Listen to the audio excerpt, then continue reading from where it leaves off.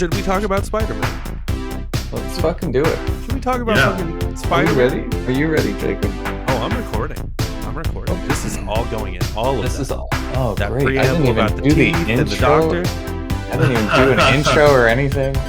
No, yeah. Do the intro. You got it. And then we'll cut it. All right, here we go. We'll cut out the intro. All of the other stuff that will stay in. Right. Yeah. Hello, boyos. Welcome to another spoiler cast. This week we are talking about No Way Home, and Jake, you have it spelled wrong on the Twitch. Just so you know. Do I? Yeah. What do I have it spelled as? Spider-Man No Homo. No, with Spider-Man with C home. Oh my god.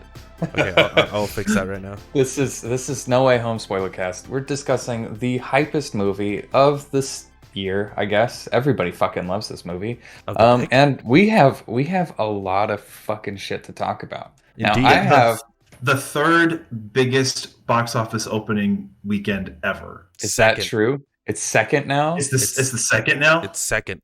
Well, it's first. Is it still Endgame. Avatar? It's Endgame. Okay.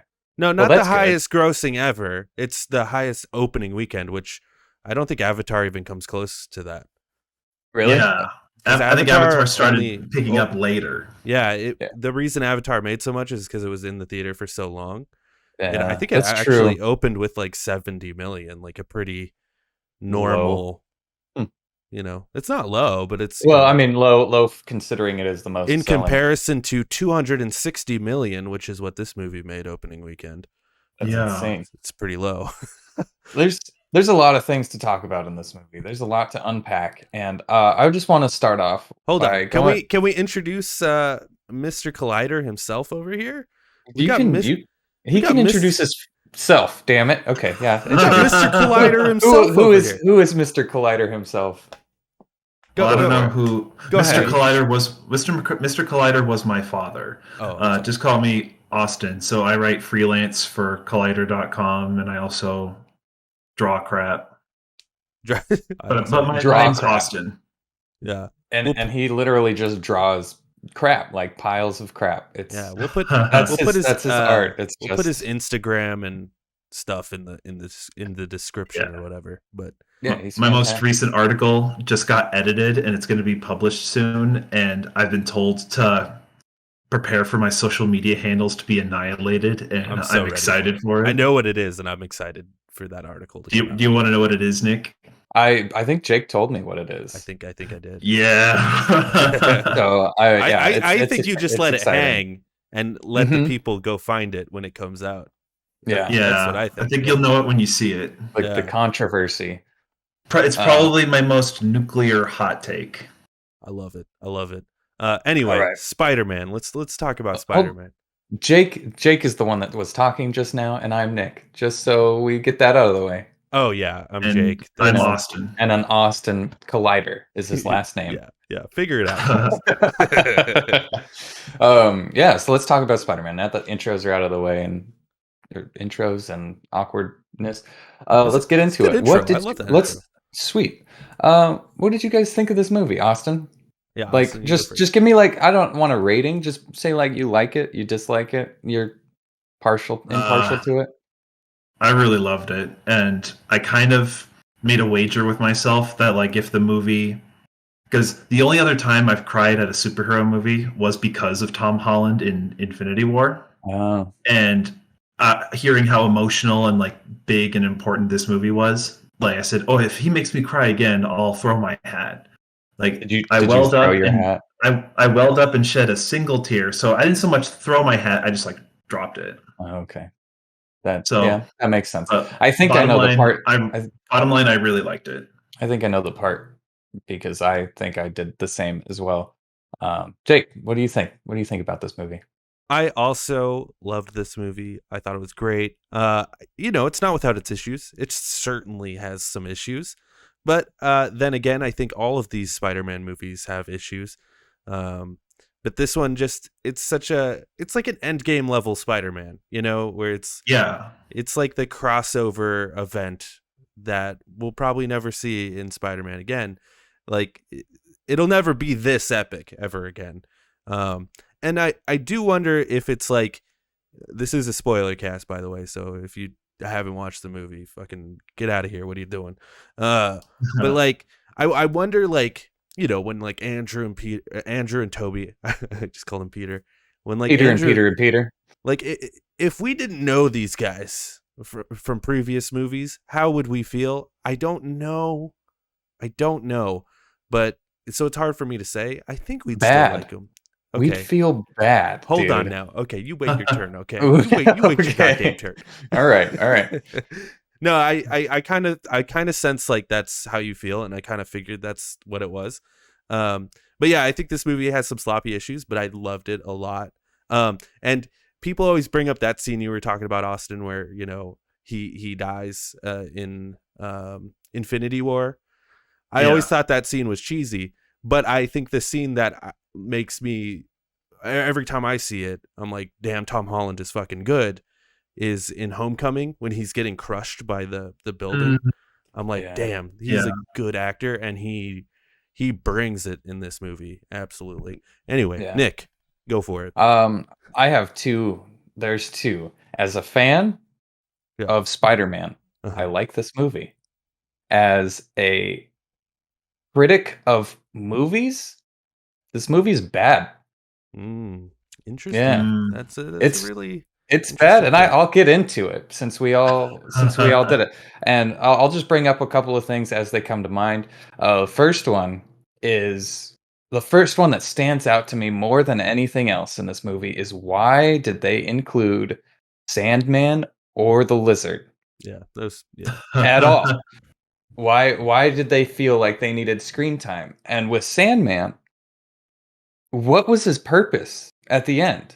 You know, each one of these guys has a goal, and it's like Dr. Octopus is like, but we want to live, we want to be good guys, blah blah blah.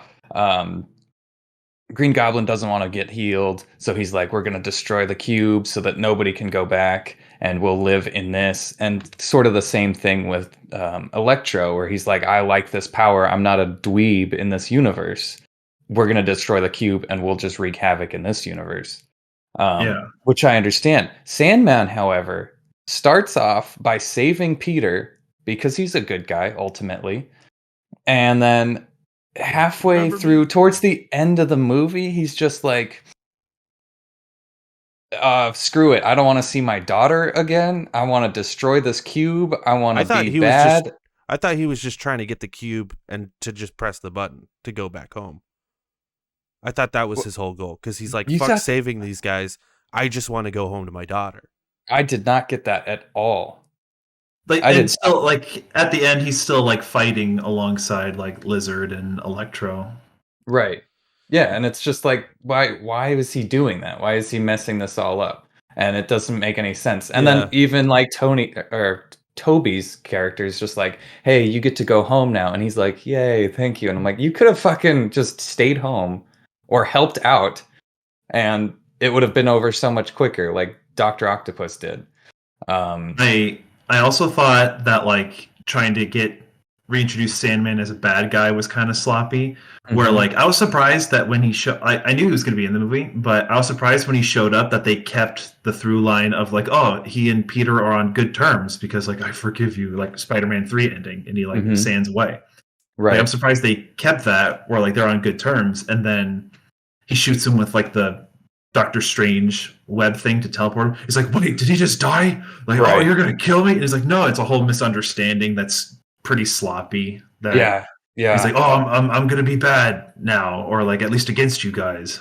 Yeah, exactly. That's one of those things that I'm like, I feel like a way that they could have done it in this movie is the same way that they did it in the video game, where they, you know, you only see a couple of villains throughout the game until you get to that like climactic part where everybody's breaking out of prison, and you don't know who these guys are. You don't know if Shocker or Scorpion or whatever is in this game. Like, they haven't been addressed previously, but you get that they're after him. And I feel like they could have focused on Octopus and Electro throughout most of this movie, built up their characters to be like these are the bad guys that came through, and then at the end, at some point we get some sort of like, let's try to stay on this thing, and here's also other characters that we didn't necessarily need to have a backstory because they kind of already had their backstory. I mean, I feel like that was kind of the case anyway, but as far as Sandman, maybe a little sloppy, but I just took it as like, yeah, I tried to help you earlier and these motherfuckers got out, and now our common enemy is Spider-Man because I want that box. So like, if I can get that box, I can press the button and we go home. So he's like, I will fight with them to beat Spider-Man right now, and then I will take them on after that. Probably.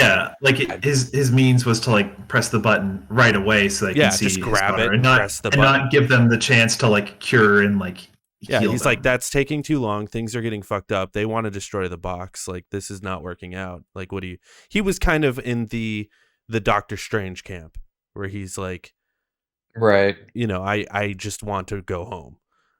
I guess the thing that confused me with the villains, I thought Lizard was totally unnecessary. It makes no sense to me because, like, first of all, so we're supposed to believe that they're taken from the moment that they die, right? Right.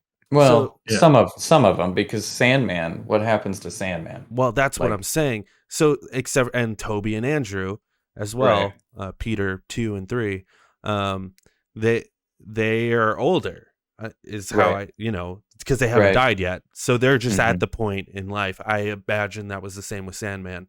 But then it's like, why do you care about your daughter so much? She's like a full grown adult at this point. And you probably have other kids. I don't know how sex works when you're a sand. When you're sand, yeah.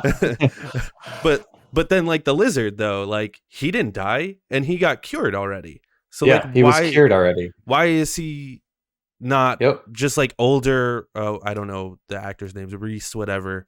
Why is he not just older like Toby and Andrew? Like they got older, and I imagine Hayden Church, Thomas Hayden Church, who's the Sandman. But the thing about Thomas Hayden Church, like I think when they made him like human form, like at the very end, they just like repurposed footage from Spider-Man. That's 3, actually confirmed in there. That's confirmed. Yeah. Same with the Lizard. The Lizard, yeah. Like, I'm sure that was him doing like the voice and like why they kept him like Sandman. It was, and I read an article that the reason. So, and this is why I'm confused by the whole timeline thing too. The reason they left him as Sand is because it was easier to animate him as Sand than it was to de-age him, like they did for Willem Dafoe. Man, he must be really fucked up. I'm looking at a picture of him. He looks pretty much the same. Just he's older. That which is fine. Was 15 years ago. He's one of the ones that didn't die. Yeah, I know. That's what I'm saying. Like, it's confusing. I feel like they left him younger because they wanted to have the through line of him being like, I want to go back and see my daughter. And it wouldn't make sense if his daughter was a full grown fucking adult. It's like, it's not that important to get back there right away. Your daughter's an adult. She's got you've spent your life with her at this point because Peter has let you loose. Yeah, maybe they could have played it like my daughter just had a fucking child and now I'm a grandpa and I want to go. Or like she's graduating something. Something like important. If they mentioned something like that, it would have been like, okay, I get it more. So yeah, I agree with you. Like his motivation was weird. I also just think like, and this is coming from someone who fucking loved the movie, but I also think like Doctor Strange was just like, what was he doing? About to say that. What was I was he just thinking? about to say that. Well, what is he doing? So Doctor Strange, he's always done this. He's just always, it's with Doctor Strange, it's always like, what can I do? And we'll figure out how to fix it from there. I want to try this, and it's something that I want to do, which is why there's like the scene where he's like, well, you didn't call the university first, and Peter's like, well, I didn't realize you could do that. And it's like, well, he could have just dropped it there, but instead he's like, no, we're still going to do this because I want to do this. This idea came to me just now and we're going to try to. Well, that was after. He said that after. Yeah. He didn't know that he didn't call the university until after he tried the spell. Yeah, he did the spell and then said that. So. Oh, okay. Well, then Yeah. Okay. I guess I don't have an issue with him doing the spell. Like that does seem like a doctor. Like he just likes doing spells. Like that's his shit. Right. This is bread and butter, man. And he's obviously a little arrogant and does stupid things a lot. The one thing that I had an issue with it was like maybe you have a discussion beforehand, like, hey, everyone's gonna forget you, instead of like in the middle, like, hey, I'm gonna miss you, bud. Like maybe you should have mentioned that. Like maybe read the fine print before you do that. Yeah. The one excuse I will make for that is I know Doctor Strange technically is only, however old he is in the MCU, but this man has lived a million lifetimes. You know what I mean? So like he's, maybe his brain is like a little like, his sense of just importance. His socialization skills probably are a little fucked up, because literally in Endgame alone he lived a million lifetimes to see, and I imagine he's done other things where he's had to do that. So that's my only thing, is like maybe Doctor Strange is just a weird dude who doesn't know how to have conversations. I don't know. Yeah, I could see that. But there was go for it. For me, those things that I just said, that's really my only gripes with it. I think besides that, I think it's a good movie, even with the gripes that I said. Like, I think it's a really good movie. Even if you weren't a fan of like the other movies, I think you can go into this and be like, there is a coherent story here. And they're able to make us understand why the villains are doing what they're doing and why Peter is doing what he's doing. It's not just like, there's a bad guy, I got to go fight him. I love the fact that he's like, I need to cure these guys. Like, I want to cure them. Like, I love that. And as like a guy who was raised by social workers, like that just it hits really close to my heart, because it's something you don't think about with, especially like Green Goblin. Like the dude just has like multiple personality disorder, and it's just like, he's just a guy struggling.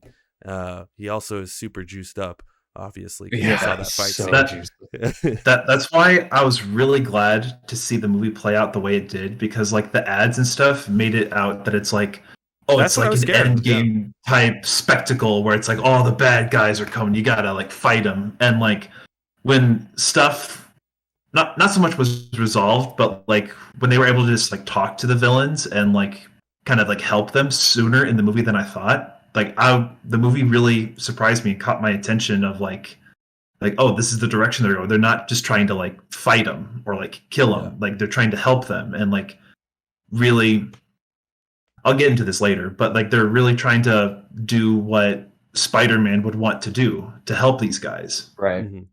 But another thing on that is like, what is the point?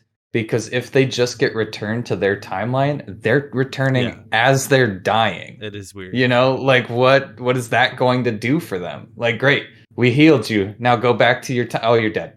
Someone made someone made the point to me. I watched like a couple like reviews or whatever. I forget where I heard this, but someone was like, maybe they don't get sent back to that timeline. Like they get sent to the timeline in current day. So like, but that wouldn't make sense for Thomas Hayden Church at all. So I don't know. Or it like, because like if you send back the Goblin, you send him back as Norman Osborn, just straight up normal guy, he's still getting impaled. He's getting impaled.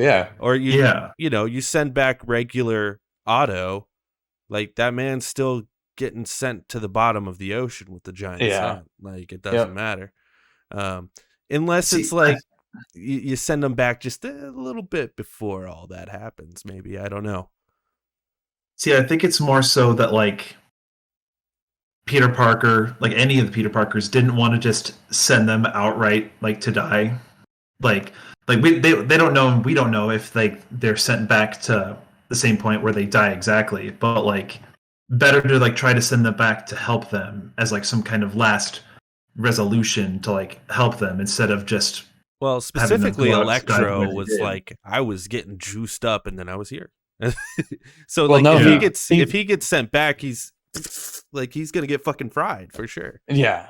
Well, he's like, and Spider-Man was gonna kill me, kind of thing. Like when he's in the thing, he's like, yeah, I was going to die, and it's like, great. But he didn't realize that until everyone was saying they were dead. Basically. Right. Another thing that has me like feeling bad about this movie is the whole memory thing. I feel like that is the weakest way to restart a story. Was anything that involves it was all a dream. You know, it was like great, fuck, nothing it fucking matters anymore. It happened, and I think that is the perfect way. That was him being like, he was thinking of May in that moment, like, with great power comes great responsibility, and the responsible thing to do here is to do this. It's the only way, and it's a smart way to reset the timeline, because a lot of people complained about this Spider-Man being like Iron Boy, Iron Man Jr. or whatever. Yeah. So this is a way to, and also a big part of who Spider-Man is in the comics and all every other medium is him being poor, and he can't really be poor when he's fucking friends with Tony Stark, and like the inheritor of that. But like, I like the ending because I just think that's like the perfect sacrifice for Spider-Man to make. Like it's a very Spider-Man thing to do, and him walking into the shop at the end and like looking at them and being like, yeah, they're better off without me. Like, and that's him making that decision. I love that. Like the whole ending, like there wasn't any one part in the ending that like made me tear it. It was just the whole ending and like the whole conceit of it, of like oh, he's going to like sacrifice his best friends and like his girlfriend, like not knowing him, so that they can go on and live their lives without him, and that really anyone in the rest of the world, and like the Avengers too, that it's kind of a sadist thing to say, but Peter Parker ending this movie with like him in just a humble little apartment, like in New York. That's a pretty nice apartment, but still, like it conveys the idea that like, oh, he's on his own. He's got jack shit. He's got nobody. All he has is being Spider-Man. Like having Peter Parker alone, broke and miserable makes for better stories. Yeah. And I also think it's like, it's the emotional, like it's the piece of emotion that we've been missing in the other two movies, I think.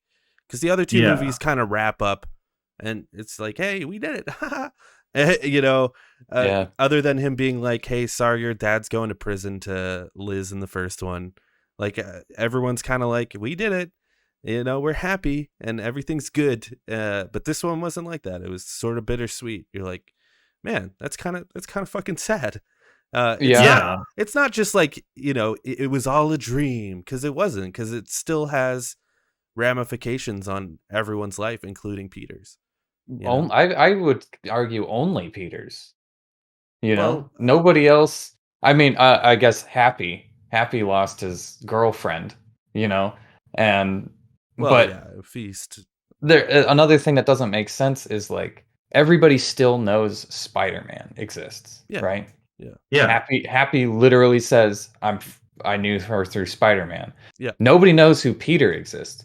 So if Peter was just to be like, hey guys, I'm Spider-Man, they'd be like, okay. And then they could it's an easy way to like rekindle whatever it is that you needed to rekindle. Well, I think that was, they were playing that at the end when he had the note. He's like, hey, I'm gonna tell you that I know you, and we'll figure it out. We're still in love or whatever, to Zendaya or MJ. But he didn't do that because he knew that the best thing for her would to not entangle her in his life of being Spider-Man. Yeah, right. Yeah.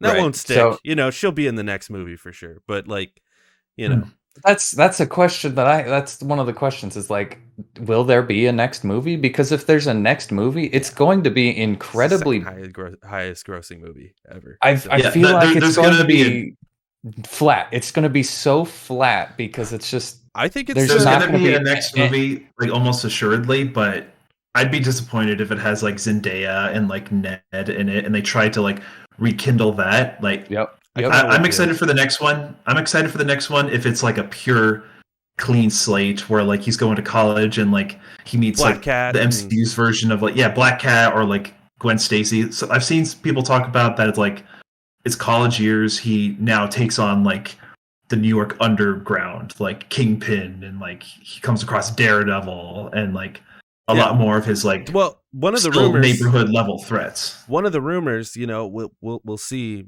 tomorrow, I guess, is that maybe we'll see Spider-Man make an appearance in the last episode of Hawkeye. It makes sense to fucking overshadow Hawkeye yet again in his own show. Because the end of the movie ends with him swinging around during Christmas. You see the big tree and like all that shit. So it's like it would make sense. And we had Daredevil in this movie, and we just got Kingpin in the last episode of Hawkeye. Spoilers for Hawkeye. But yeah, that'd be interesting. A neat little Easter egg. It would be. But they set up so much in the first two movies. You know, there were so many implications, especially the one that stands out to me is the one with Vulture and Scorpion, where Vulture gets caught and Scorpion's like, hey, I heard you know who he is. And it's like, oh shit, is he gonna? And then he says, no, I don't know him. But then now he doesn't know him. Yeah. But now he really doesn't fucking know him. So like, what the fuck does that mean for any of the things that they set up? Like, I feel like those Morbius. Well, I feel like the fact that he knew Peter was the reason he wouldn't go after and kill Spider-Man. But now that he doesn't know who Peter is, there's no reason for him to not want to kill Spider-Man again. So like, it'll be a good reason for him to be like, fuck you, Spider-Man, I'm gonna kill you again. Yeah, that is true. I didn't think about that. Yeah, because now he doesn't know that it's a little fucking teenage kid. Yeah, now he's just the guy that got him in prison, you know? Yeah. It sucks that we're not going to get JB Smoove. We're not going to get the other teacher guy in the next movies because they were like a highlight in the other ones. Yeah. But and that is something to be said about this trilogy in particular. If you watch these movies in order, it's a very disjointed trilogy. Oh yeah. That relies on other movies and they don't feel like sequels to themselves. But this movie as a standalone thing and as just like part of the Spider-Man family, I loved it, man. There was so much to love about it. Like I oh my God, making Aunt May the Uncle Ben of this universe is just, it's such an inspired choice. I thought like that is just, it gives her character so much more meaning. And we've gotten 3 movies now where we've like grown to love her. Granted, in Far From Home, I wish she was in it more. I wish we got more of that. But like, I've always, you know, we said in our reviews, like I love her relationship with Peter. Like they seem so genuine, and that scene, it just like, it's a gut punch. Like, well, that's the only like, that's the scene. Dude, God damn, yeah. That's the scene where I started to like tears started to well up in my eyes because I'm like, dude, Green Goblin. Willem Dafoe as Green Goblin is terrifying, and it's correct. Like they did him so right in this. Yeah. And then Aunt May dies, and I'm like, dude, no. Like, yeah, like Aunt May dying, like in the 3rd movie that she's in with her Peter Parker, hits harder than just Uncle Ben dying in like the first 20 minutes of a first Spider-Man movie. Totally, certainly more than the Amazing Spider-Man. Yeah, I disagree. I did like I disagree in that movie. I actually think him taking up so much screen time like took away from the parent storyline in Amazing Spider-Man, but that's a whole other conversation. Yeah. Speaking of that, what is your favorite Spider-Man? Getting into that, like favorite Spider-Man or favorite Spider-Man movie? It's your favorite Spider-Man. Who is your Spider-Man actor that you choose? Don't say Jake Johnson, you motherfucker, dude. I'm not gonna say Jake Johnson. But like of the live action, the live action. It's got to be Tom Holland for me. He's real good. He's really good. Yeah. He's really good. I think Andrew like stole this movie away from everyone else. I thought it's like he's the best Spider-Man in this movie. Yep. I'm like, I buy this guy. Like being like a broken Spider-Man, and that is so Spider-Man. He's not perfect. He's Spider-Man, you know. He's a little weirdo. Yeah, like, see, like I think this movie was the best that I saw Andrew Garfield as Spider-Man, because like the first Amazing Spider-Man, he's like fine, whatever. I liked him a bit more in the second one. I like the second one actually. And this one, he was a hoot. I liked him. Andrew, this movie really cements it for me that Andrew Garfield is the best Spider-Man, because he just plays, he might just be a really fantastic actor, and it's just he can play the relationships better than any of the other two, like in a more believable way. Like, I believe that he is Spider-Man and he has gone through all this, and that moment where he catches MJ and like he's like, "Are you okay?" and she's like, "Are you okay?" It's just like, dude, oh my god, my heart, like it hurts so like bad for you. Like, that was kind of closure I didn't know I needed. Yeah. Well, and also, dude, the scene when he's talking, you know, it's him and Toby. Andrew and Toby and Tom are up on the roof, and when he's like, you know, Gwen was my MJ, and like he starts to like well up, you're like, damn, this guy is too fucking good of an actor to be in this movie right now. Like, what is happening? True. Like, he's so damn good. And dude, I was so, we all knew they were gonna be in the movie, right? Like we all kind of knew. But I was worried, you know, they'll show up, they'll do a final battle, and that's it. But they were like in the movie. Like, they were supporting characters in the last half of this movie. I wish they had more time, actually. Yeah, I would have loved I would love like another movie where it's just Toby and Andrew yucking it up, you know, just doing things.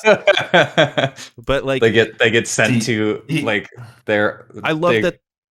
Go ahead, sorry. They get sent to like their own place. Like it's not even like Toby or Andrew's place. It's just another timeline where they're just like, what the fuck do we do now? Like, Deadpool's there for some reason. Like, oh, that'd be fucking hilarious. Yeah.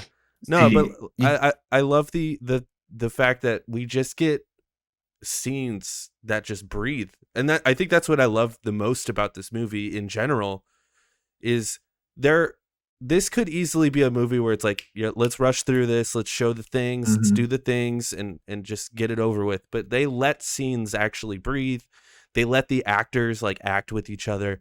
Like, straight up, the scene where they're like on the scaffolding and he's like, let me crack your back. Like that. And he's like stretching back. Yeah, for sure. That whole scene felt like improv, and it was awesome. It just felt like three guys that have this very common, you know, similar thing are, you know, getting to bond and interact with each other. I just loved it. And I love that each one of them have their own kind of personality, you know, like Toby is the wise sage. And then Andrew is sort of like the black sheep of the crew. He's just kind of the weirdo, you know? Yeah. And then, you know, young Tom is, you know, he's kind of the up and coming star. He's the Padawan learner for sure. Yeah, he is, you know, probably the strongest of the three or whatever. See, the part that made me just internally go like, "Aw," was when they're all yucking it up, and like Andrew is like, "Oh, this is great. I've always wanted brothers." Yeah, I'm like, "Oh, that's nice," and like them hugging at the end, and it's like going into this, the scene where Andrew goes, "Hey, I love you guys," and they just sort of like, "Thank you, thanks." I love that. See, going into this movie knowing that like, oh, it's going to be multiverse stuff, and like we're going to get like other Spider-Man, like of course you're going to draw the comparison with Into the Spider-Verse and everything. And having seen this movie finally, like this movie went way better than I thought it was going to. Spider-Verse took full advantage of like the premise of like the multiverse and like other Spider people, like in its visuals and like the kind of characters it had. Right. This one did it in only the ways that it needed to, like for the benefit of Tom Holland's story. Right. And that's what my main fear was. It's like, oh, like they're bringing in Toby and Andrew and they're going to like, oh, supersede Tom Holland and like going to like please like the haters. Like, oh, like now we have our real Spider-Man back finally. Right. But no, they were there to really enhance Tom's story. And For sure. Really, their role was kind of embodied in the scene in Into the Spider-Verse when, like, after Uncle Aaron dies, like, as the Prowler, and, like, they're all comforting him, like, oh, like in this job, like, you lose people, and, like, for me it was my Uncle Bun, for me it was my Uncle Benjamin. Yeah. Like, Yeah. their roles in this movie is pretty much like a feature-length version of that scene, and I dug the shit out of that. Yeah. I mean, it's still not as good as Into the Spider-Verse. No way, no. But it's really good. It's really good. Well, I think, like, the thing with Spider-Man, like, it's gonna be hard to make a Spider-Man movie live action that's, like, as good as an animated thing. For sure. You have Absolutely. so much freedom in animation to have him do whatever you need him to do, where you're a little bit more limited in live action. You know, CGI kind of grants us the gift of, you know, doing more of that stuff, but it's still limited mainly by budgets, I guess, because CG is expensive. And it's still gotta plausibly look like it's in a live action environment and with live action actors. Where, like, Spider-Verse, you can have them, like, do poses and, like, expressions, like, frame by frame, and, like, just, it's more elastic. And you know, Spider-Man being a comic book character originally, like, he is an animated character, so, like, it just helps with the visuals of it, for sure. Granted, it's very easy that they could be like, let's just do a shitty cash-in animated Spider-Man, and that is not what they did with that movie. So I do appreciate that. I love Tobey and Andrew in this movie. I think they're great. I also think what I respect the most about this movie, and I said that the trilogy is disjointed thematically, because, like, you know, like, the first one had the, like, this is Breakfast Club. The second one had, like, this is a National Lampoon movie. And then this one was like, okay, we're just a Spider-Man movie. Like, we don't have any of those, you know, funny, quirky themes atop of this one at all. And I think that is kind of the weirdest thing about this trilogy, is that we have these kind of, like, theming things in the first two. And then the third one is like, no, we're not doing that. Yeah.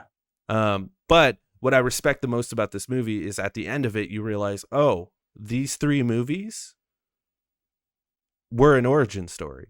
Yeah, exactly. Yeah. They were an origin to who Spider-Man becomes. Like, he is now Spider-Man. He wasn't Spider-Man for real up until the end of this movie.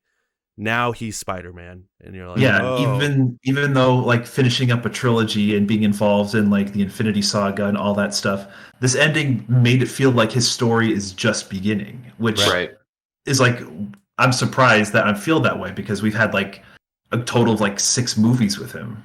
Yeah, and one of the things that they did was really nice. It was like, we're not going to show Uncle Ben dying in, like, the first movie, because we've seen it 100 times, you know, and we get the impression that Uncle Ben, there was an Uncle Ben and he died, and that's why his Aunt May is alone and takes care of him by himself. But in this movie, it's like, well, maybe there wasn't an Uncle Ben.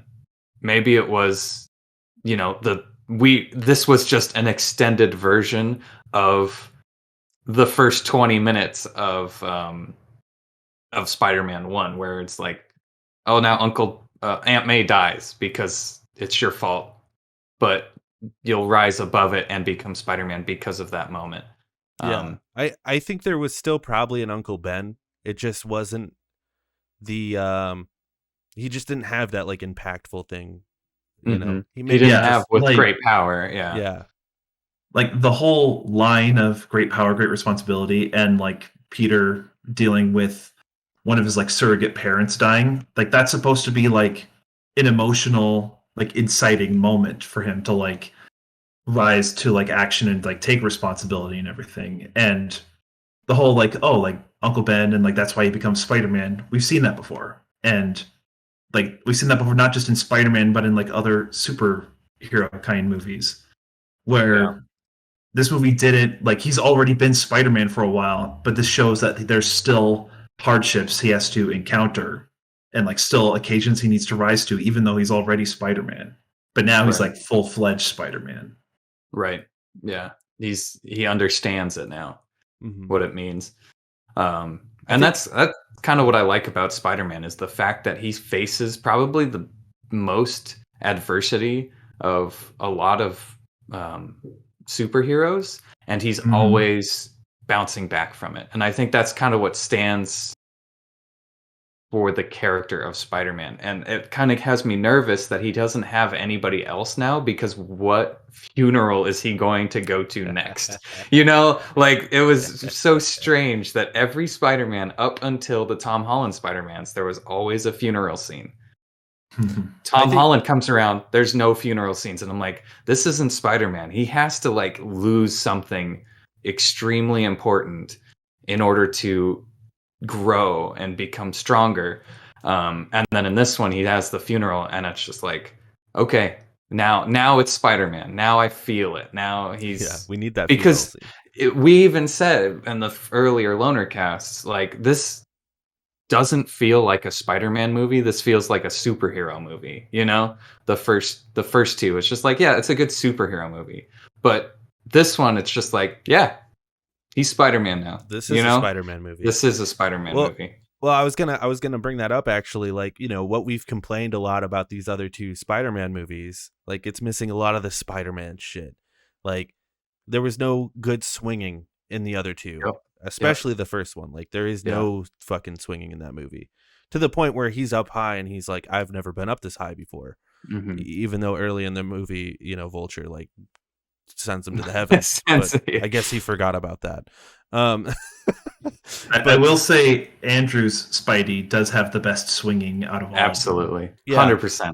But that's what I was going to say about this movie. This movie has some pretty good fucking swinging in it. Like, where it like webs up the other two and kind of like launches them while they're in the air. So like, that was so sick. That was so awesome. And the beginning of the movie when he's swinging around with MJ and they go into the sewers and they're swinging through the fucking. That's true. That was pretty good. And he's swinging on the power lines to go find Sandman and stuff. Like, there's so much swinging in this, and it ends with him in his new suit. I hated that. I hated that camera angle of it. It was just like, what is going on here? I can't tell anything. I only wish the cameras were better, because I wanted a good look at that new suit, because that new suit is fucking clean. I just wanted him to stand clean there. And it's shiny. And it's very shiny. I think it's a little too shiny, but I think it looks like Universal Studios ride Spider-Man. Yeah. It's very shiny.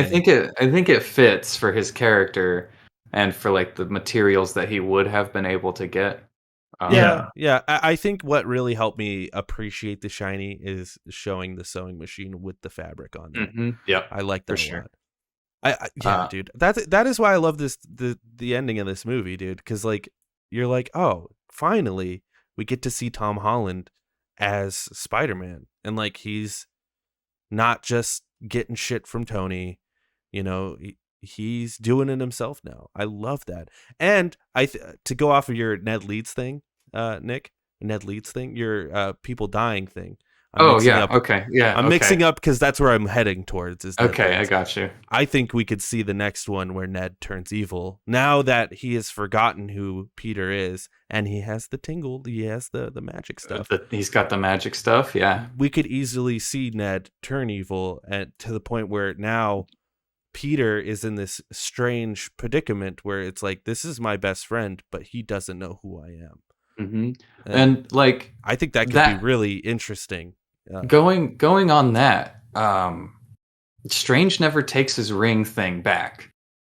We don't see an interaction. No, he just walks away. He's like, you do magic? And he's like, yeah. All right. And he walks away. Yeah. So Ned still has the ring thing. Does he fucking remember that he can still do this? Yeah, does he remember the fact that, like, he remembers Doctor Strange? I was helping Spider-Man. I don't know who Spider-Man is. Yeah, I just want there to be a part in Doctor Strange Multiverse of Madness where he's like walking through the Sanctum Sanctorum, and Ned's like with like the trainees. He's like, oh, like Mr. Doctor Strange, like I can do this, and like he's like the post credits where like he turns evil or he gets, I don't know, like ultimate power. Yeah. I think we'll definitely see that in the next movie. It could have been foreshadowing for sure. Yeah, along with the symbiote, we're gonna get that in the next movie too. There's a couple of other things that I want to jump on, but if you guys, I feel like no, I couple of things I wanted to touch on. I want to talk about the villains more, but yeah, go for it. Yeah. See, for me, the mark of a good superhero movie is if I walk away from it with an even better understanding of what makes this character a great hero. And I've been a Spider-Man fan for years, like almost 20 years come next year. Sorry, let me get some water. Yeah. You can edit that out. Just cough it. Just cough it. No, we're leaving that in. All right, so that's a lot better. So I've been like a Spider-Man fan for like almost 20 years now, and this movie somehow was able to have me walk away from it with an even greater understanding of what makes Spider-Man great. And it's not so much, it's not just responsibility. The word that came to mind for me was compromise. That like Spider-Man wants to do good. He wants to do right the way he feels is right. But the way he wants to go about doing it, the right way, is messy, and people are going to give him shit of it, and things are going to happen, and he's going to lose things. Like trying to help the villains, like, and let them turn loose. And him wanting to set the world right, he lost virtually everyone he has left that he cares about. Right. And but he still does it. He still does being Spider-Man. Yeah. Despite the compromise, because it's his responsibility. Yeah, great power, all that stuff. Yeah. I agree. That's a big part of it, and that's what I was kind of saying earlier. Is like he's Spider-Man because he has to be, and he feels that drive to be, no matter like what he's going through. Ghost Hand wrote in the comments here, and I'm going to read it out because it actually leads me into a point I wanted to make. No Way Home retroactively makes both Tobey and Andrew's storylines better.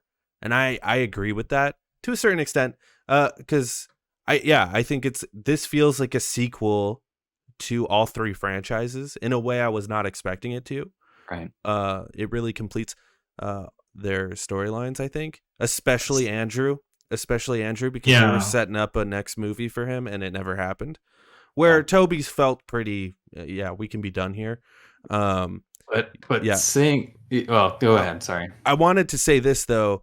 It almost seemed like the writers of this movie felt scared to like expand upon these characters.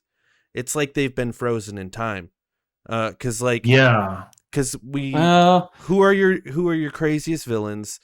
They don't mention it's like stuff we've seen. Right.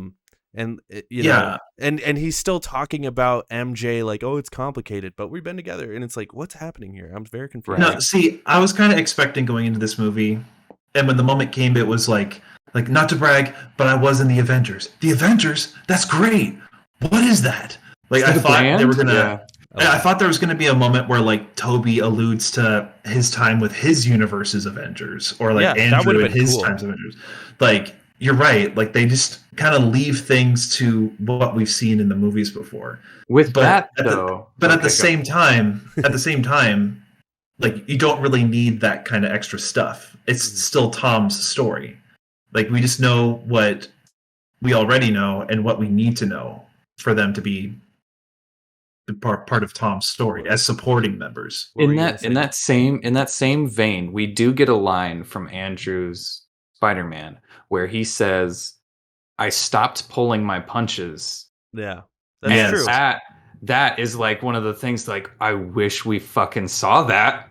I wish we saw a dark Spider-Man where after he loses Gwen, he just doesn't know how to do that, and it's just they don't say anything else about it, and he's like, I wish I didn't, I wish it didn't affect me so much, but I just became so full of rage, and it was like, I would really like to see that movie. I feel like that would be a better movie than this, honestly. I'm actually hopeful. I'm like thinking it's completely within the realm of possibility that we will see Andrew again as Spider-Man. In what incarnation, I don't know. I think it's less likely that we see Tobey again.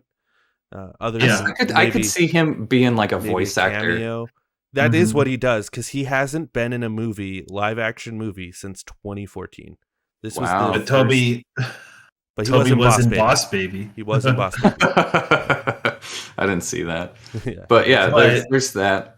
It's completely feasible that they can have that because, like, DC, they're having like the Flash where they have Michael Keaton Batman back, and Mhm. Ben Affleck maybe is still Batman, and they're doing Robert Pattinson Batman. So it's feasible that they Yeah. have like animated Spider-Verse, Tom Holland Spider-Man, and maybe Andrew Garfield Spider-Man, like in Well- like a lot of like Morbius or like Venom in his universe or something. Right, yeah. I think the Flash movie is gonna do kind of what this movie did. It's gonna be like, hey, we're gonna have to like try and connect these universes somehow, and that's what this movie did. Like now, technically, Tobey Maguire's Spider-Man is the first MCU movie, so we need to update our list, Nick. I'm just kidding. Let's not do that. The best chuckle that the movie got out of me, kind of random, was like they have all the villains like, oh, we need to like work like scientists, and Willem Dafoe's like, I'm something of a scientist I myself. love that. Yeah. I'm like, there's hey. there are this two I think there were two lines that were just so horribly delivered on purpose. And that was one of them where he's What was just the like other the other one was, you're amazing. Oh yeah, You're I loved that. you're That was so amazing. cute, You're though. amazing. And it's just like, oh, we get it. It's Well, funny. Yes. I think it also played into him being like the youth pastor guy too. Yeah. It's like, Yeah. you're amazing. You're amazing. You should think about that. You Like, know. but no, that's the kind of like the figure he is to the other Spider-Man, because like he's older and he's like Yeah, the he's more wiser. senior member, Yeah. and Right. like that's how he would talk to like people that are around Toby and to Tom and Andrew's age. Well, and Right.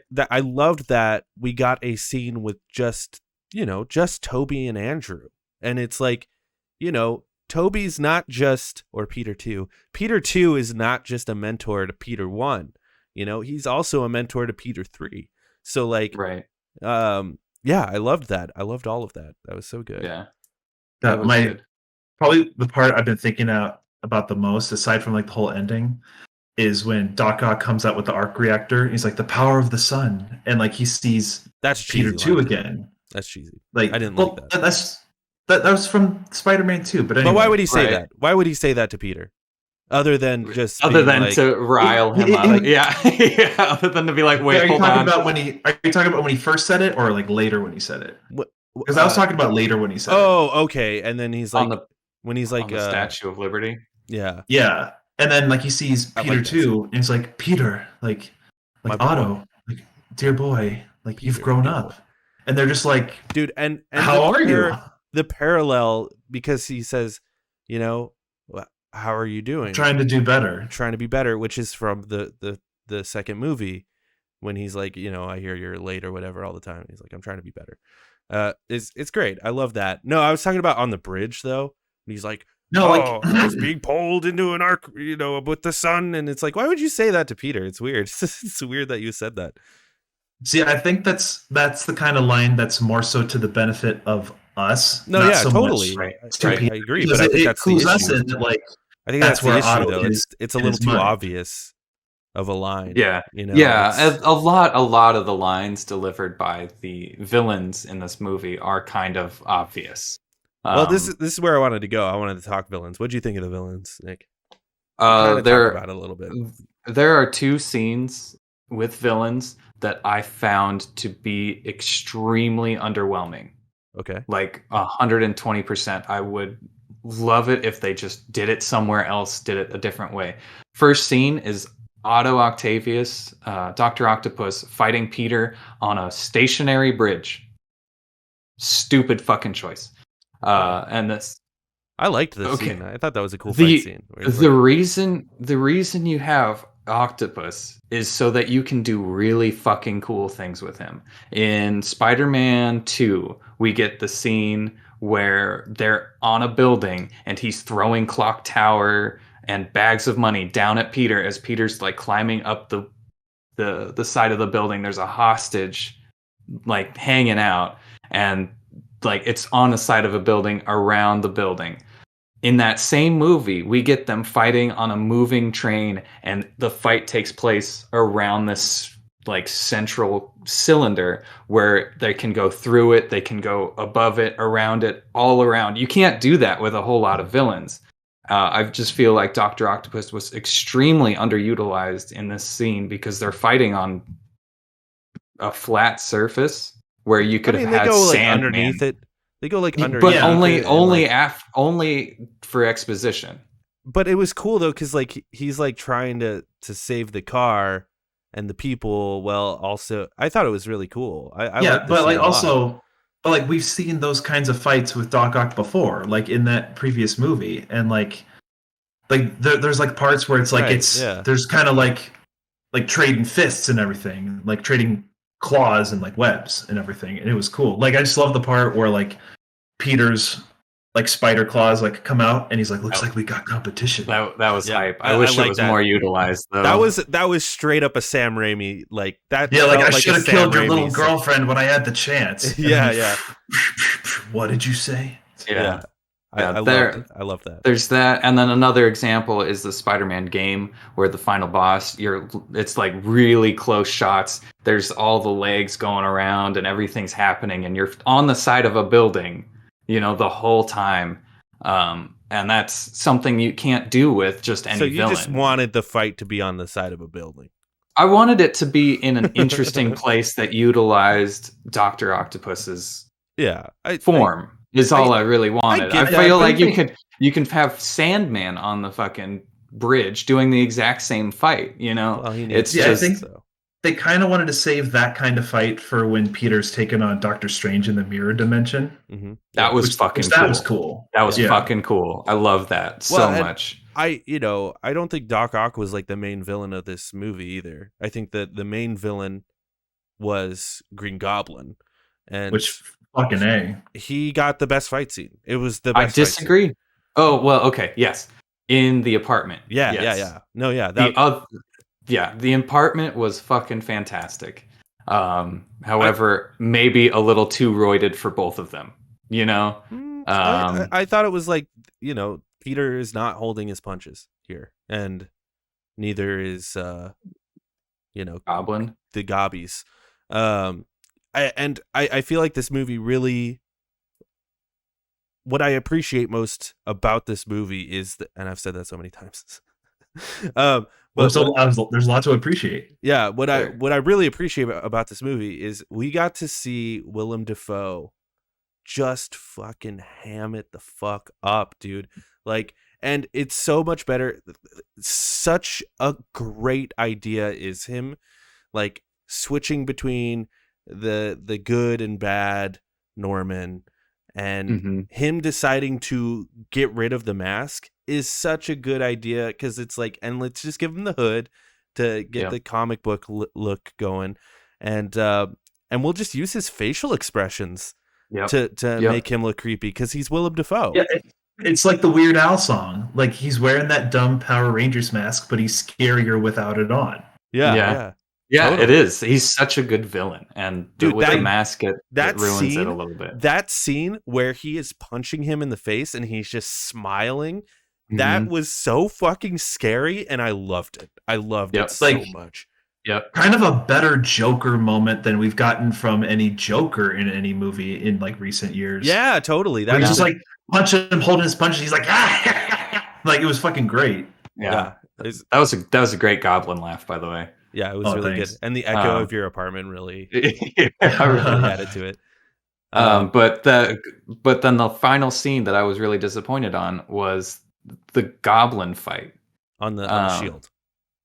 No, not on the shield. The shield was fine, although I wish it was a little different. But when we see Goblin come in, he flies in, knocks Mary Jane off the building, grabs Peter, and starts flying away with the cube or whatever. That's it. That was the whole thing. And I'm like, that's it. That's all we get for Goblin, is just Goblin and his glider, and we don't see any like bomb. We see one bomb go off. But it's just kind of like, I felt like it could have done more. Like, instead of Sandman going into the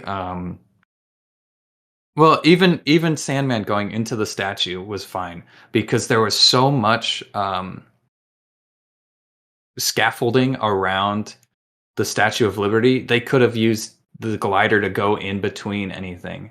And I think they wanted Goblin more involved with like the fight of like the other Spider-Man and like the other villains too. Sort of. The best Goblin I've seen was in Amazing Spider-Man 2. The way they do the clock tower scene, where they are inside the clock tower, all the gears are moving, Gwen Stacy's hanging from a thread, Peter's there just fucking throwing webs all over the place, Goblin's somehow managing to get around him and still be that fucking terrifying in the same process, is like, dude, this guy knows what the fuck he's doing, and it's like Peter's barely holding on. We didn't get that scene at the end of that, and I felt like it was just kind of, but here he comes, here he goes, and that's it. And it was just like, all right, but that was, I guess like, we got the scene at the beginning, at the apartment, and I was like, that's good, but I feel like it was just kind of a waste on Goblin again, sort of in the same vein as Doc Ock, with the same sort of thing, you know. It just could have been a more interesting fight towards the end. I don't agree.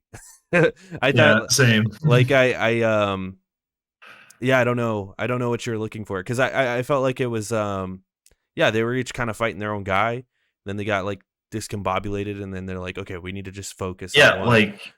Like the main person we were meant to see Goblin fight was Tom Holland, because of like what he killed Aunt May. Like it's right. Tom Holland, like the last crux of the movie is about Tom Holland like struggling to like, he's like, I want to kill him, and like how he wants to go about, and possibly losing himself, like him wanting to do the right thing and just acting on vengeance.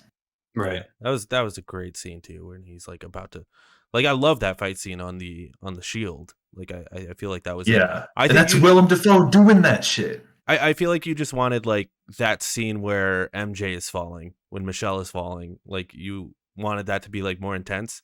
But to me, that felt like just sort of like a throwaway, sort of like, here's this scene, just because, you know, it's a reference to the.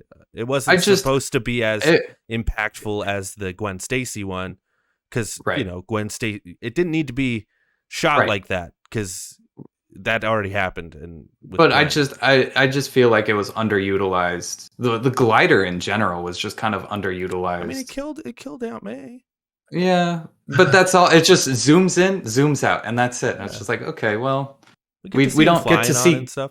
I think they wanted to try like a sort of like different take on Goblin, where instead of, you know, he's kind of a brute force guy in this one, and I kind of liked it. I kind of liked it. But like, Goblin's more so been associated now as like just being like on the glider, throwing pumpkin bombs and everything, and just laughing like he does. But like, no, like Goblin's supposed to be like roided out and like a brute, and like he can handle himself in like a hand-to-hand fight, and they showed that, him just like throwing him into the floor and like through the windows match when he like like suplexes him through the ground. Like, it was awesome. For sure. Love that shit. Yeah, that was a cool scene. I like the ending too. The big battle, you know, with all the villains and stuff. It was very reminiscent of the original X-Men movie. Actually, I was like, because the original X-Men ends with them on the Statue of Liberty. With the big beam in the sky or whatever. And you know, when Strange is up there, I'm like, this is like X-Men. I loved it. I was like, it's also reminiscent of X-Men. I actually thought one of the people that were going to jump through that portal was going to be an X-Man. I was like, we're going to see an X-Men right now, because it felt like an X-Men reference, but that didn't happen. But I wanted to talk about the other villains too, specifically Jamie Foxx. How do we feel about Jamie Foxx in this one?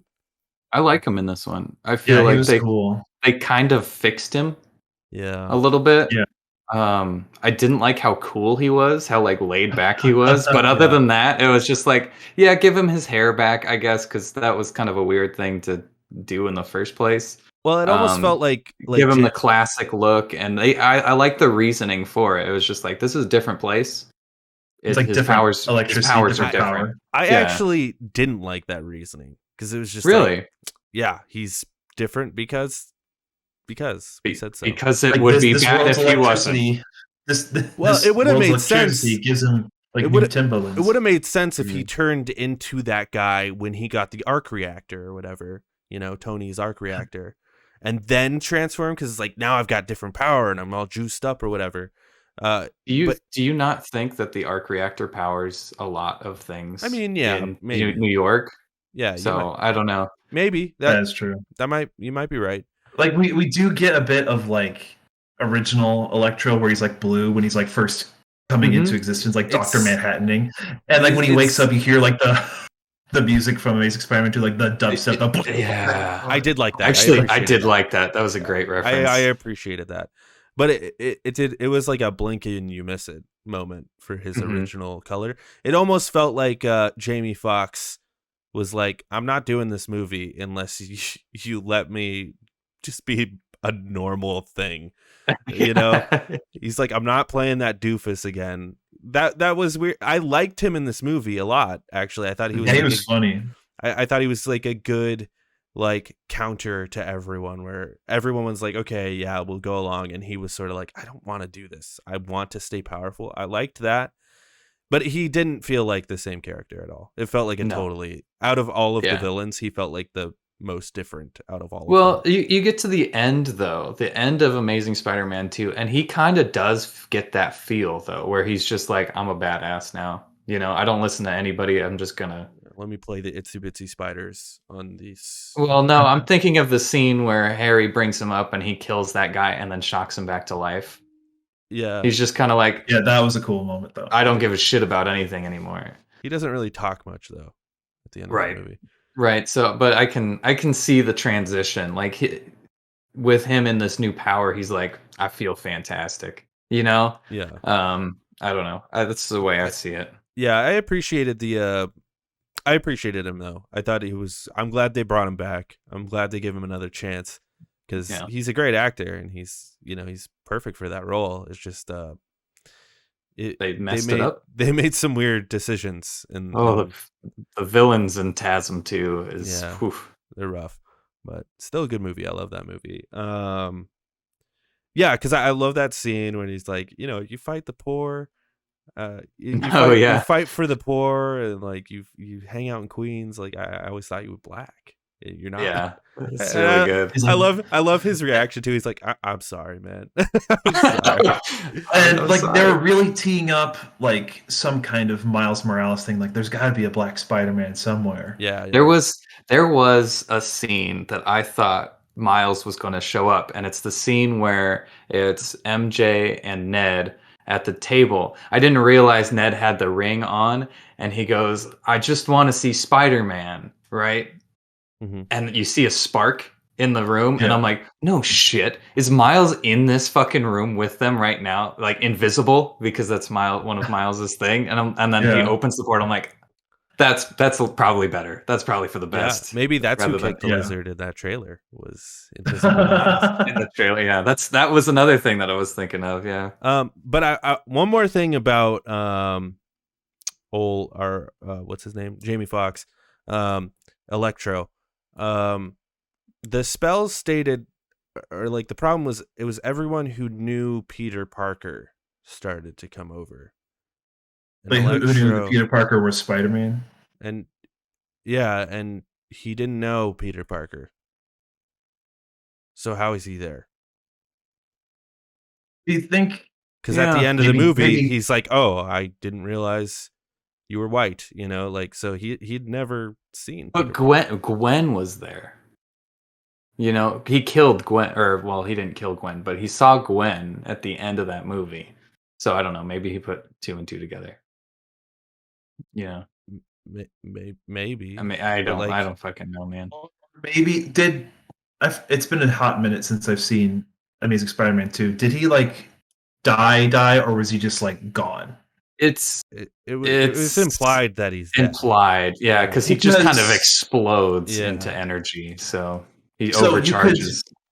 You could make the very slim argument that like he's energy, like at the plant, and through like all the electricity, he's able to witness the moment where Dane DeHaan Goblin is like, Peter, and like maybe that's a very slim argument, but it's such a nitpicky thing, though. Is it though? Because it just kind of felt like, oh, we want Electro in.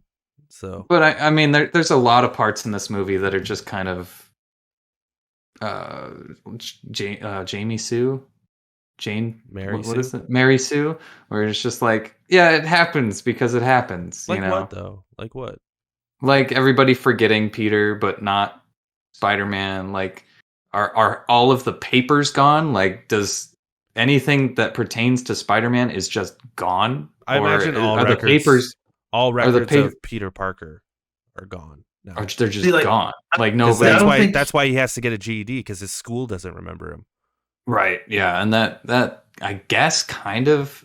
See, I thought it was that like you forget that Peter Parker is Spider-Man, not. Wait, what? It was that like people just forgot Peter Parker. At the end, right? At the end, it was because initially it was, I want people to forget that Peter Parker is Spider-Man, and then Doctor Strange is like, okay, well the spell is fucked up. The only way we can really fix this shit is if no one remembers who you are. Mm-hmm. And that'll prevent people who know who Peter Parker is to come into the world. So he's got to get like a new social security card and everything. Yeah, I guess so. Seriously, like you can't open a bank account. He's Peter Parker though, so like I imagine he can like, hack some shit, make a false identity. Because I think at this point he's like, I'm kind of a criminal. I'm a vigilante. Like, he's not above breaking the law, I'm sure. To get a fake ID. Yeah. Yeah. I don't know.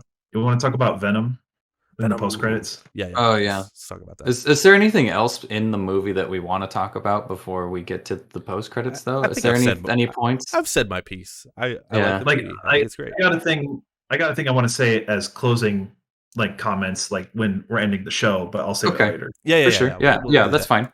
That's fine. Yeah, we should start wrapping this up. We've been going for a while, so yeah. Let's talk about some Venom. Yeah, what did you think about that, Austin? I was kind of disappointed that like they just like ripped him back out from the universe and back to like his universe. Yeah, it was weird. Because like, I was excited to like see Venom, Tom Hardy, like. And they were teeing that up too, like maybe I gotta go to New York to talk to this Spider-Man, and like it was cool. And like let there be carnage teed up, like that guy, and like licks the screen. Mm-hmm. But like nope, he's going back. But like they left a little bit of symbiote there, so it's kind of pro and con because like they teed up that like it's Tom Hardy Venom's going to go up against Tom Holland. I would have wanted to see that. But it's not going to happen. They're just like, bullshit. And but thankfully they only teed that up like a couple months ago, and not like we had to wait a year to see that just be pulled out from under us. Right. But I feel like ending Peter Parker's story now is the perfect time for him to have like a black suit symbiote story. Yeah. Because for a while it's like he doesn't really need the symbiote if he has like Tony Stark tech and like all these resources and everything. Now he's like bum poor for New York and like just on his own. Now he would need like some kind of symbiote suit to like amp him up and give him the power that he had before with like Iron Man stuff. Well, that's like, another. He's in a more dire situation than he was before. That's another like plot hole, I suppose. He still has those glasses. I'm sure they're in his apartment somewhere. Like the Edith glasses. I thought they seized those. Yeah, they took them from him, and because they took his metal suit too. Yeah. Is that when they like? Yeah, they took everything. And the FBI came. I think also the implications right now is that Stark Industries is like no longer going to be a business. Like I think that's the implications that we're getting now, where it's like we're moving away from Stark Industries. Right, and then the other thing is like if Venom got transported back to his timeline, why didn't the symbiote get transported? Like okay, this one little piece. The spell just didn't see that, I guess. It's just kind of like, all right, it works because of video games. Yeah, like it's video games, baby. It's maybe something that like, because like in Let There Be Carnage, they're like, like Eddie, like symbiote hive mind across universes. So maybe that's because like the symbiote exists in the MCU, the bit of symbiote that was outside of Eddie Brock's body didn't hit the spell because Eddie Brock was transported out, not the Venom symbiote. Not Venom. Well, and that's what I was gonna say, and because it actually took me a couple of days to realize this, because I was feeling the same way about Venom that I do about Electro. It's like he doesn't know Peter Parker, but he does know Peter Parker. The symbiote does, because he says we come from millions of different universes and we're all one collective hive mind. So that Venom in Tobey Maguire's Spider-Man, that's the same shit. Yeah. It's the same shit because it's all a hive mind. So that's how he got transported over. Can you imagine? And that's why he looked at the screen and he's like, I know this motherfucker. Can you imagine there being like a big event movie where like the symbiotes across other universes want to go and get the Spider-Man from other universes? So that's when you get Toby and Andrew and Tom again and Miles Morales all up against multiverse of Venoms. Yeah. That would be interesting. Yeah. Let's get Topher Grace back. No. Let's get him with his sharp ass teeth. All right, super random, but something I wanted to redeem Electro. We could redeem Topher Grace. You're not wrong. You're not wrong. Something I wanted to say this real quick. I am happy that Tom Hardy's Venom is not part of the MCU, because as much as I think that movie's fun, the second one specifically, it's a fun movie. It's bad. It does not belong in the MCU. I could see that. I could see that. Yeah, sure. But it could be what were you saying, Austin? Something that I'll get into this a bit later too, but something that I was afraid this movie was going to be was just Endgame again, where like they go visit the other like Tobey Maguire and like Andrew Garfield universes and like go universe hopping to like various moments and scenes that we know from the movies. Yeah. And like relive them and see clips and everything. I did not want that to happen. For sure. On the other hand, I would have liked to see that, like, in the MCU, J.K. Simmons is still J. Jonah Jameson. In Sam Raimi universe, J.K. Simmons is still J. Jonah Jameson. And we see in Amazing Spider-Man universe, J.K. Simmons is still J. Jonah Jameson. That it's a universal constant that J. Jonah Jameson is played by J.K. Simmons. There's a constant like yelling voice in Spider-Man's voice. Yeah, because the only glimpse of J. Jonah we got in the Amazing Spider-Man was a text. That's all we saw. It's like, wrong. I didn't like J.K. Simmons in this one as much as the original. I like that they made him like an Alex Jones type, but I was like, I liked him as the good guy, but like a bad, like he's good at heart, but he's just an asshole. I liked that about the original Spider-Man movies. Yeah, and this is just like.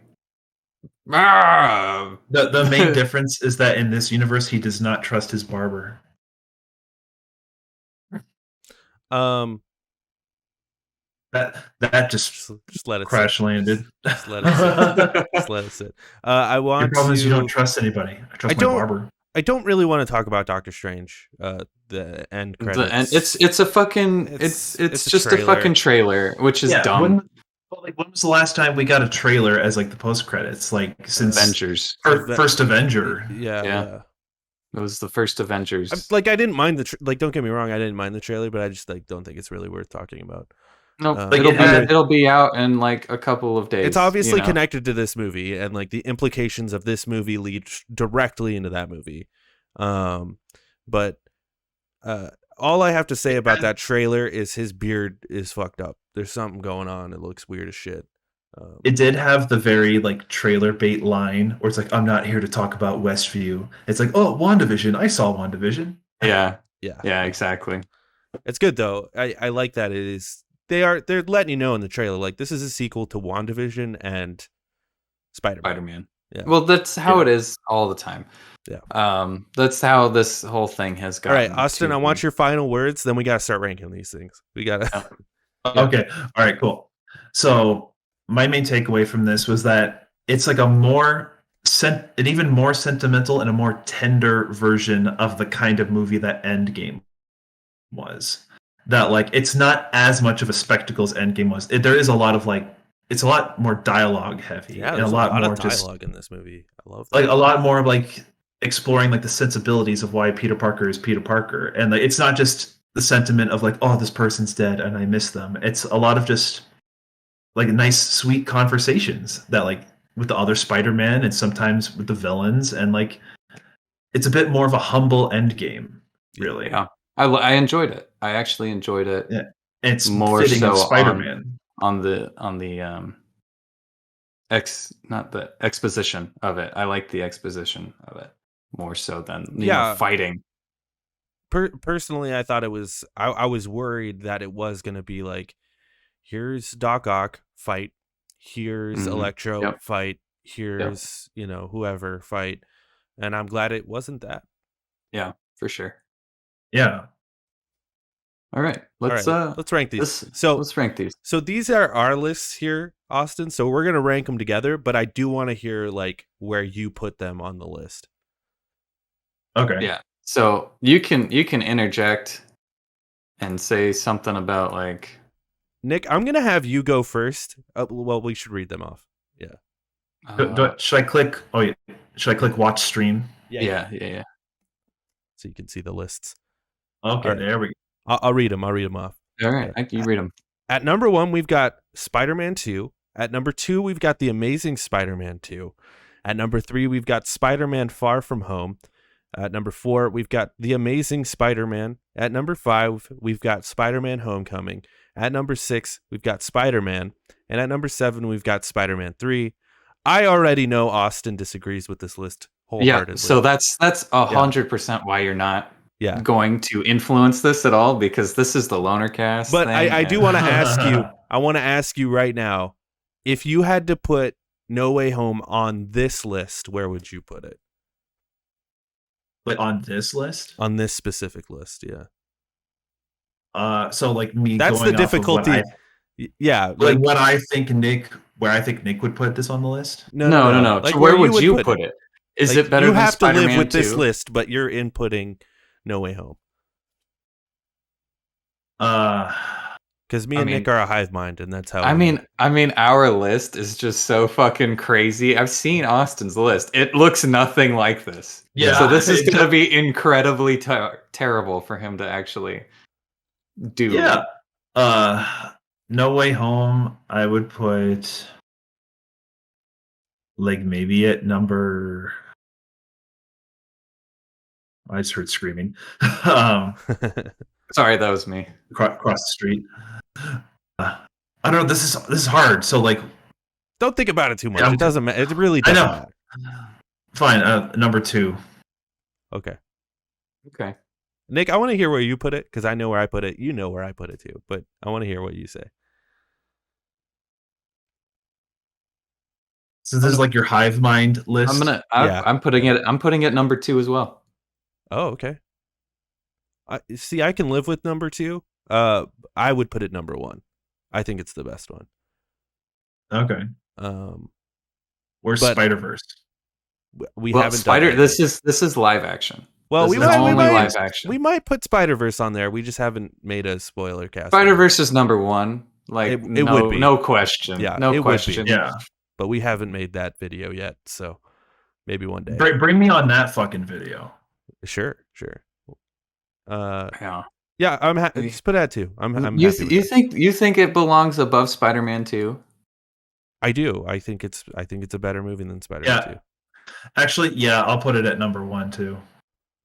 I think it's like the best out of all of them.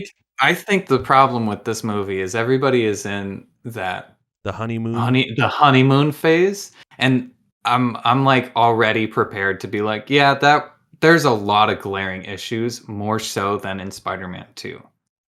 I don't think so. I really don't, because I just think it's a good movie. It has a lot of stuff that would make you think that. I feel the same about Endgame. Like Endgame still holds up in my mind. Like I think for me it's the best story. It's like the best villains. It's like Green Goblin's amazing. I think Tom is wonderful as Spider-Man in this movie, more so than the other two movies. I think his friends are great. I think just the story altogether it's just really good. It just feels like a Spider-Man story, you know? And that's really what it comes down to. Like, whichever movie you feel is the best is the one that you feel gives you like the best experience of what your ideal Spider-Man story is. And I've always put it like this too when making these lists. I always put it at like, which one would I want to watch again? Which one? Yeah, if I had to watch, that's the one, man. That's the if one. I had, well, obviously that's the one because we've only seen it once, and it's just like, yeah, I want to see it again. So I think in 10 years though, I'm gonna be like, I want to watch No Way Home. That movie's awesome. The MCU list is going to be even more interesting. I just don't. All right, we'll fucking put it at 1. No, it's fine. We'll put it at 1. I was willing to, because I love Spider-Man 2. I was willing to compromise. I want to be able to at some point go over this list, and redo it. We'll rewatch all of them when the next one comes out. It was 2021. When did Far From Home come out? 2019. 19? Yeah. Okay. Yeah. That's our fucking turnaround. List. Quick turnaround on those movies. Yeah, like the MCU Spider-Man movies probably have like the most consistent and quick turnaround of any trilogy of the MCU. Yeah, totally. Like that 2 years. 2 years. Yeah. I bet that has a lot to do with them being Sony films, and Sony's like, we need to fucking get these things out quick. we should do it. Put a letterboxd on our Twitter and Facebook for Lonercast. Choices. All right, so we got that one out of the way. Let's go to the MCU. Yeah, we really should just do this in letterboxd.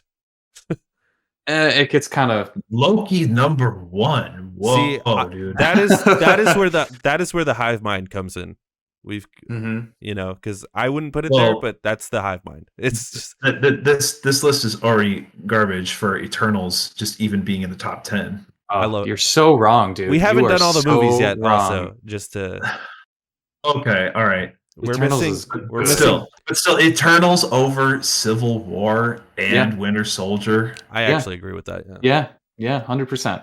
It's a good movie. I would. Yeah. Oh, my dudes. All right. Well, hard disagree, but this is not the Eternals cast. This is Spider-Man cast. Yeah. No. Yeah. Yeah, because we haven't done Guardians 2 or Ragnarok or Doctor Strange or right. So we got up to, what did we get up to? Civil War. Yeah, that was where we got up to. I looked over this list last night and I know exactly where to put it. So I want you to go first on this one, but I'll read it off. Yeah. Number 1, Loki. Number 2, Iron Man. 3, Shang-Chi and the Ten Rings. 4, Guardians of the Galaxy. WandaVision. Eternals. Number 7, Captain America: Civil War. Number 8, Captain America and the Winter Soldier. 9, Spider-Man: Far From Home. 10, Spider-Man: Homecoming. 11, Captain America: The First Avenger. 12, Ant-Man. 13, Avengers. 14, Black Widow. 15, Falcon: Winter Soldier. 16, Iron Man 3, followed by Avengers: Age of Ultron, and then after that, Iron Man 2. Number 19, Incredible Hulk. 20, Thor: The Dark World, and 21 is Thor. Like the universally, like the 3 worst MCU. Oh yeah, they're so bad. Everyone, especially these two, Thor and Thor are horrible. Like I don't think I would want to watch these Thor again. Are horrible.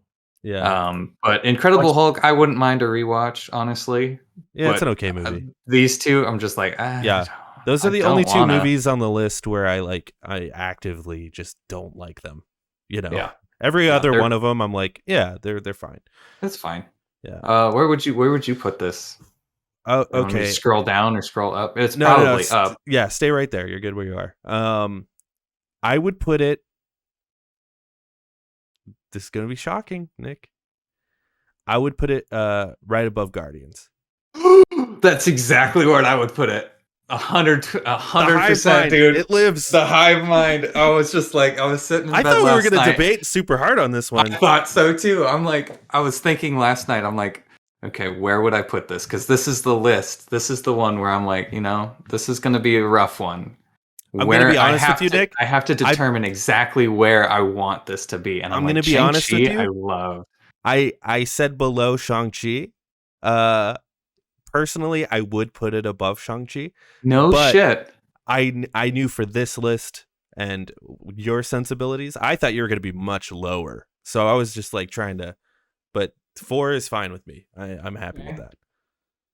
You'd put above Shang-Chi. Is that just because of how new it is? Is like Shang-Chi's very new as well. That's true, but Shang-Chi I feel like hit every beat perfectly. I feel like it was just like, here it is, and then at the end it did something completely it's a great that I movie. wasn't expecting, and it was like I fucking like that movie. It's a great movie, and it's probably the best MCU movie besides No Way Home to come out this year. Not probably, it is, but I don't know, man. I just think Spider-Man No Way Home is a really special movie. It's special for sure. For the fans, it's extremely special. And I gotta tell you something, dude. I'm a fan. You know what I mean? Yeah, it's true. I'm a fan. It is true.